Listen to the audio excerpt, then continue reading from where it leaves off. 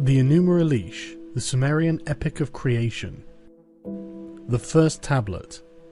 When in the height heaven was not named, and the earth beneath did not yet bear a name, and the primeval Apsu, who begat them, and Chaos, Tiamat, the mother of them both, their waters were mingled together, and no field was formed, no marsh was to be seen.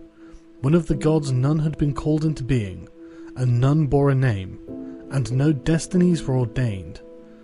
Then were created the gods in the midst of heaven. Lahamu and Lahamu were called into being. Ages increased. Then Ansar and Kisar were created, and over them. Long were the days, then came forth Anu their son, Ansar and Anu, and the god Anu. Nudimud, whom his fathers, his begetters, abounding in all wisdom, he was exceedingly strong, he had no rival. Thus were established and were the great gods. But Tiamat and Apsu were still in confusion. They were troubled and in disorder. Apru was not diminished in might, and Tiamat roared. She smote and their deeds. Their way was evil. Then Apsu, the begetter of the great gods, cried unto Mummu, his minister, and said unto him, O Mummu, thou minister that rejoicest my spirit, come unto Tiamat, let us go.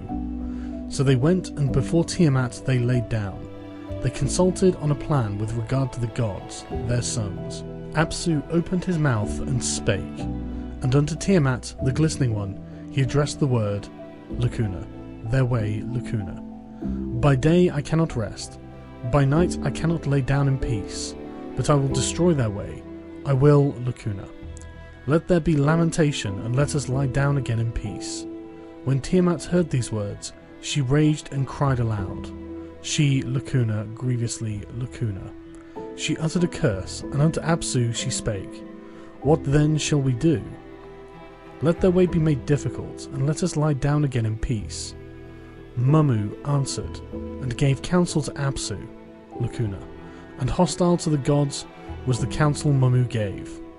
Come, their way is strong, but thou shalt destroy it. Then by day shalt thou have rest, by night shalt thou lie down in peace. Apsu hearkened unto him, his countenance grew bright.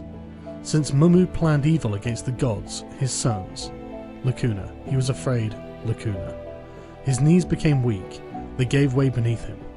Because of the evil which their firstborn had planned, Lacuna. There, Lacuna, they altered. Lacuna, they, Lacuna. Lamentation they sat in sorrow, Lacuna. Then Ea, who knoweth all that is, went up, and he beheld their muttering. A lacuna of about 30 illegible lines. He spake, Lacuna, he hath conquered, and Lacuna. He weepeth and sitteth in tribulation, Lacuna. Of fear, Lacuna. We shall not lie down in peace, Lacuna. Apsu is laid waste, Lacuna. And Mummu, who was taken captive, in Lacuna. Thou didst, Lacuna. Let us lie down in peace, Lacuna. They will smite, Lacuna. Let us lie down in peace, Lacuna. Thou shalt take vengeance for them, Lacuna. Unto the tempest shalt thou, Lacuna. And Tiamat hearkened unto the word of the bright god, and said, Shalt thou entrust? Let us wage war, Lacuna. The gods in the midst of Lacuna, for the gods did she create. They banded themselves together, and at the sight of Tiamat they advanced. They were furious, they devised mischief without resting night and day. They prepared for battle, fuming and raging. They joined their forces and made war. Tiamat, who formed all things, made in addition weapons invincible. She spawned monster serpents, sharp of tooth, merciless of fang, with poison instead of blood she filled their bodies. Fierce monster vipers she clothed with terror. With splendour she decked them.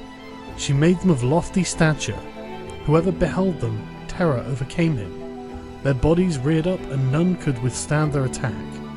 She set up vipers and dragons, and the monster Lahamu, and hurricanes, and raging hounds, and scorpion men, and mighty tempests, and fishmen, and rams.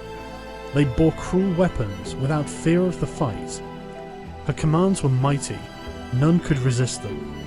After this fashion, huge of stature, she made 11 kinds of monsters. Among the gods who were her sons, inasmuch as he had given her support, she exalted Kingu.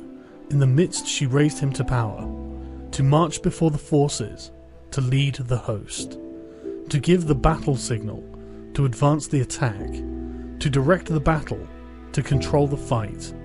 Unto him she entrusted, in costly raiment she made him sit, saying, I have uttered thy spell, in the assembly of the gods I have raised thee to power. The dominion over all the gods I have entrusted to him. Be thou exalted, thou my chosen spouse. May they magnify thy name over all of them, the Anunnaki. She gave the tablets of destiny, on his breast she laid them, saying, Thy command shall not be without avail, and the word of thy mouth shall be established. Now Kingu, thus exalted, having received the power of Anu, decreed the fate amongst the gods, his sons, saying, Let the opening of your mouth quench the fire god.